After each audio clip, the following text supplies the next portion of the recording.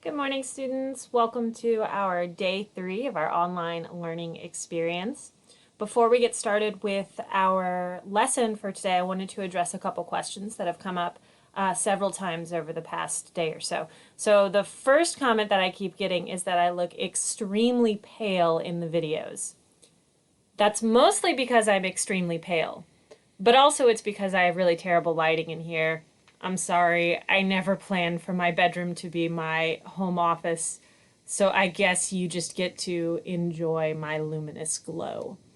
The second comment that I keep getting all the time is people are asking about the length of the personal working definitions of feminism, so I wanted to clarify that. When I say I'm looking for a personal definition, I'm not asking for an essay. I mean like a definition length. A few sentences, maybe 3 to 5 at the most. Use the examples that I went through on the blog, the one by Patrick Rothfuss and the one from that Huffington Post article. Use that as your reference for how long things should be. I know it doesn't seem like a lot of work. It's only a few sentences. That's the only real written assignment you have, and you've got a whole week to do it. But I figured it was better to kind of start this off slow since digital learning's new to all of us. Okay, are we ready for day 3? Let's get started. All right, so here we are with our online lesson for day 3. Again, our goals for the week are by Friday, you need to have that personal working definition of feminism done. And remember that it's a working definition, which means that it might change over time, and that's okay. That's why it's a working definition. Then you're going to read and analyze Act 1 of A Doll's House, and you're going to read and analyze Act 2 of A Doll's House. For today, we are reading the second half of Act 1 of A Doll's House, from when Dr. Rank enters the room through the end of the act. This links right here to my annotations, my annotated Google Doc with the full text of the play on it. Your second thing is to consider Nora's relationships with the other characters. Specifically, how does Dr. Rank treat Nora, and how is this different from the way Torvald, her husband, treats her? And then how does Krogstad treat Nora? And how does Nora act around Krogstad? How is this different from the way Nora acts around everyone else? And then finally, reflect on how Nora treats her children. Specifically, there's a scene you're going to read today where they're playing hide and seek together. Really look hard at that scene, and I'll talk more about that when we get into the reading. Okay, so for today's lesson, our standard today is RL2, that's to determine a theme or central idea of a text. That central idea that we're going to be talking about today is gender norms, which is our learning target for today. It says, I can consider the central idea of gender norms by watching a video and reading A Doll's House so that I can analyze and discuss how gender roles have changed over time. For our activator today, I found this video on the gender wage gap. So the wage gap means that for every $1 on average that a man makes, a woman makes 79 cents. That's a 2019 figure, so very current, and it is for the United States. And it does look across all races and ethnicities, which we'll talk about in our closing session today, but that's just an average. Well, that average doesn't really explain why or how this happens. So this video from Vox, I think, does a pretty good job of going into the reasons why the wage gap might exist and looking more closely at specific professions and that sort of thing. So take a look at that video and then kind of keep those ideas in mind, that there's more to it than just straight up sexism. It's a much more complicated topic than that. Moving on to our work session today, you're going to be reading the second half of Act 1 of A Doll's House, and I've given you 3 links right here. The first is to my annotated copy of the text, which is right here. You can see I've made several annotations just on that first page,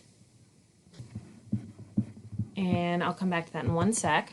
The second is the full text of the play. If you're having trouble with Google Docs, maybe you're trying to load it on your phone and it's just not happening, you can use that full text and you'll still get the reading, it just won't have my annotations.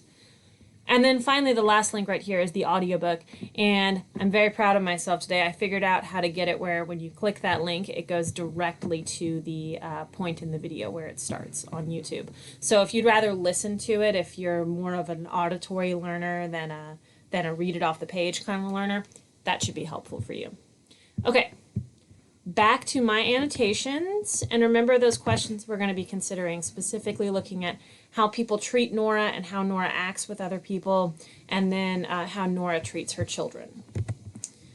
So over here in our annotations today, I've given you a lot of notes on like what the characters are saying and how, I'm a real hand talker, so that's why you keep seeing my hands pop up, on how Krogstad seemed, or how Dr. Rank seems to feel about Krogstad, how Nora seems to feel about Krogstad.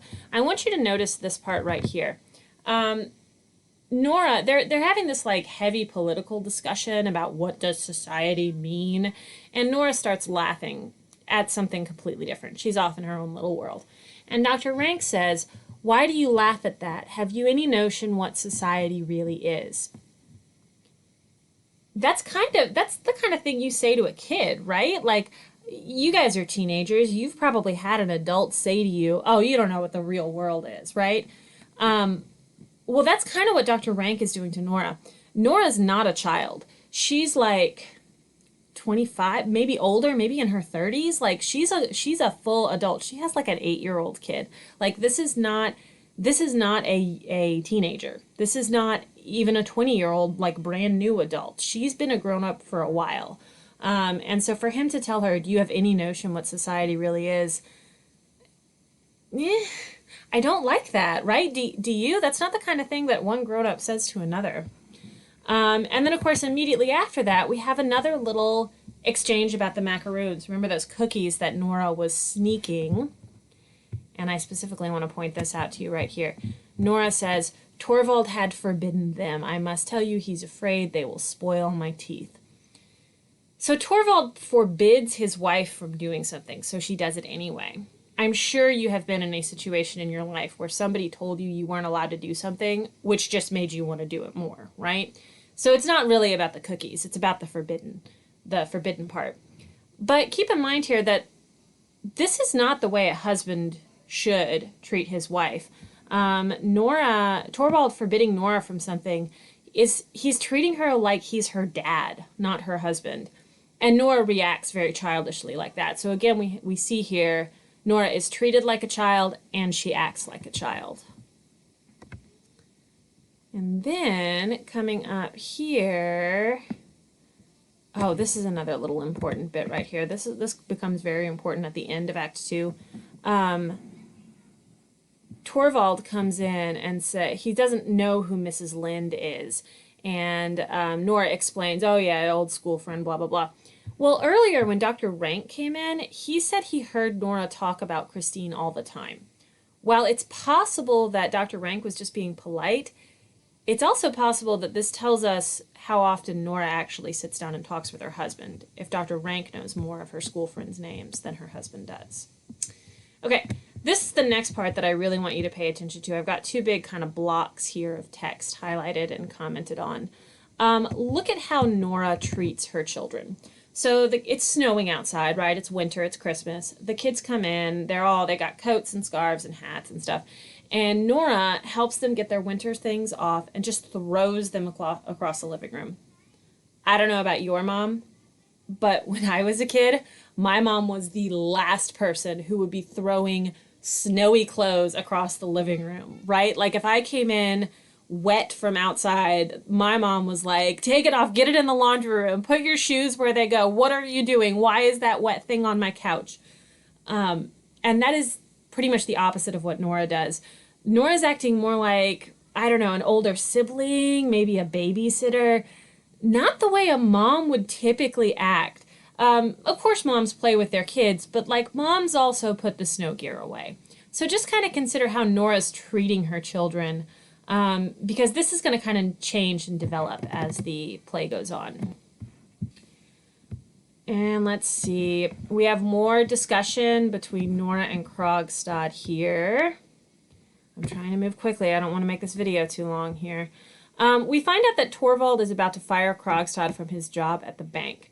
Krogstad, you might recall, Krogstad is the one that gave Nora that loan that she wasn't allowed to take out without a man's signature.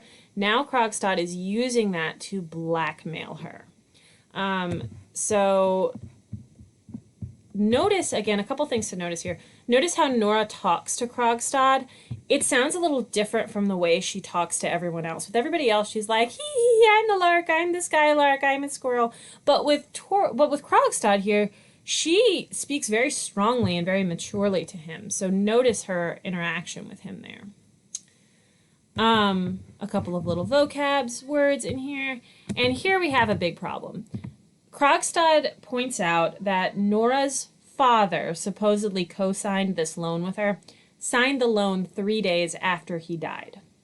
Nora, instead of trying to make an excuse for this, just straight up admits, no, I forged the signature.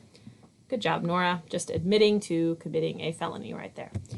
And then we have a few examples of Nora's naivete here. Nora feels that this law is unfair. She was doing the right thing. She was trying to save her husband's life and not put any extra burden on her dying father. And so to do that, she broke the law. Let me ask you a question right now. Does the law care why you broke it? No. The law does not care why you broke the law. It just cares that you did something against the law. Nora doesn't understand that. Nora feels like, of course there would be an exception. I was doing the right thing. And she says right here, I don't believe it. Is a daughter not to be allowed to spare her dying father anxiety and care?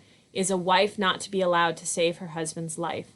I don't know much about law, but I'm certain there must be laws permitting such things as that.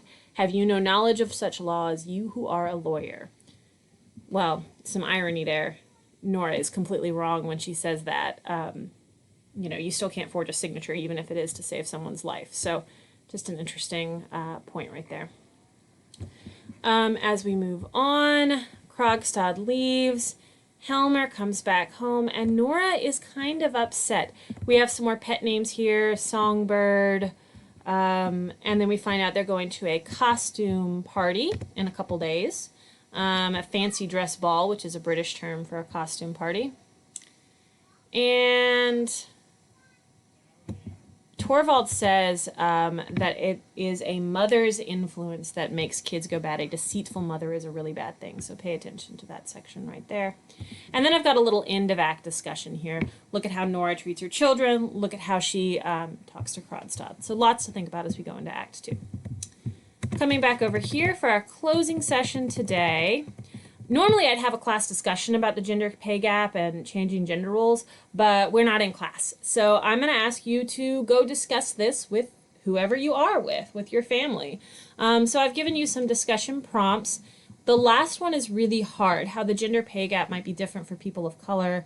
Why do you think that is? And I did link to this article which talks about the gender gap, earnings by race and ethnicity.